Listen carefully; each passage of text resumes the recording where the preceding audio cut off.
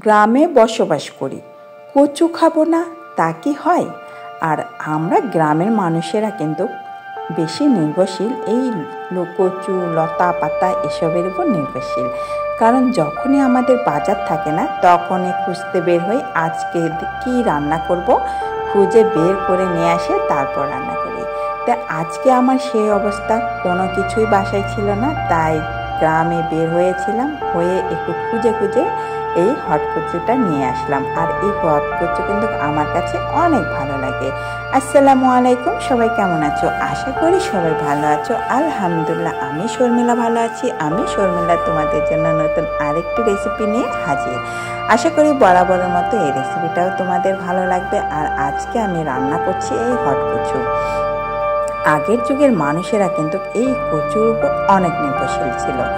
আমার শাশুড়ির কাছে আমি গল্প শুনেছি, যখনই আমার শ্বশুর কোনো বাজার ঘাট কিছুই করতো না, তখনই আমার শাশুড়ি নাকি এই হটকচু শুধু খালি রান্না করতো, সেই মজা হতো।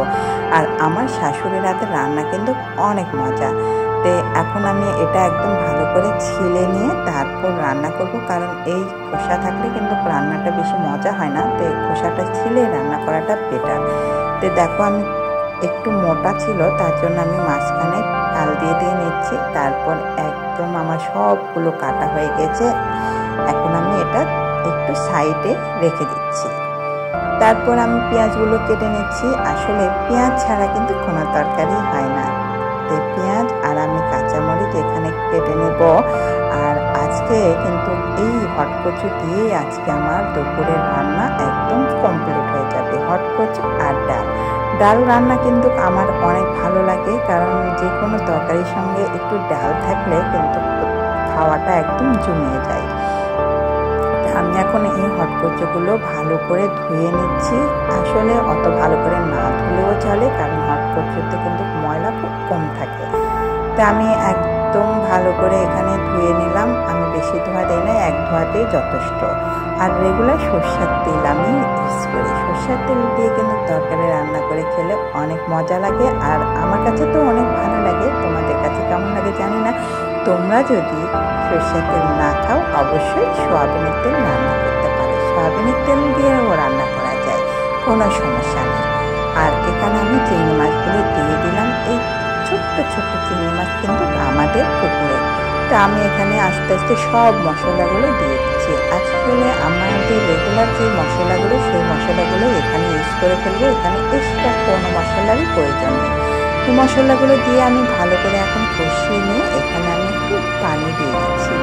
আসলে আমাদের রান্না কিন্তু সব প্রসেসিং একই, শুধুমাত্র একটু ধৈর্য ধরে রান্না করলেই সেই রান্নাটা কিন্তু অনেক টেস্টি হয়। আগের যুগের মা খালারা কিন্তু রান্না করতে এত বেশি পরিশ্রম করতো না, ওরা একদম না খেয়ে চুকিয়ে রান্না করতো। সেই রান্নায় কিন্তু অনেক টেস্ট আর অনেক মজাদার ছিল। তো আমি এখন কষিয়ে নিয়ে এই কচুগুলো দিয়ে দিচ্ছি। দেখো আমার কচুগুলো কিন্তু দেওয়া হয়ে গেছে। এটা আমি হালকা করে একটু কষিয়ে নিয়ে তারপর পানি দিয়ে দেবো। আসলে পানি দিয়ে কিন্তু এই কচুটা আমি শুকিয়ে ফেলবো। আগের যুগের মানুষেরা বলতো না চচ্চড়ি, কে কোথায় কোন জায়গায় কী বলো জানি না, তাই আমাদের কিন্তু শুকনো তরকারিকে চচ্চড়ি বলা হয়। একদম চচ্চড়ির মতো করে আজকে আমি রান্না করছি। আর এখানে আমি একটু সিদ্ধ হওয়ার জন্য পানি দিয়ে দিলাম। পানি তোমার তাপ মতো তুমি দিয়ে দিবা, এখানে কিন্তু কোনো মাপ নেই। আসলে রান্নার প্রসেসিংটা সম্পূর্ণ একই, তোমরা সবাই জানোই, কিন্তু একটু কষিয়ে রান্না করলে যে রান্না কিন্তু অনেক মজা হয়।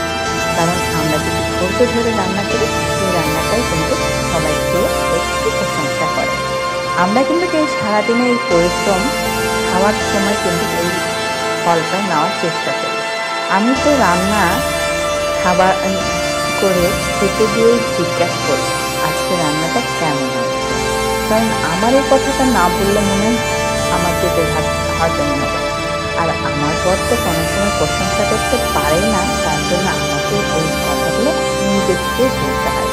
তো দেখো আমার রান্না কিন্তু অলরেডি কমপ্লিট। আর দেখে বুঝতে পারছি যে কী ইয়ামি আর টেস্টি হয়েছে। আশা করি তোমাদের এই রেসিপিটা অনেক অনেক ভালো লেগেছে। আর যদি ভালো লেগে থাকে লাইক কমেন্ট শেয়ার করে পাশে থাকো। আর অবশ্যই সাবস্ক্রাইব করে দিও।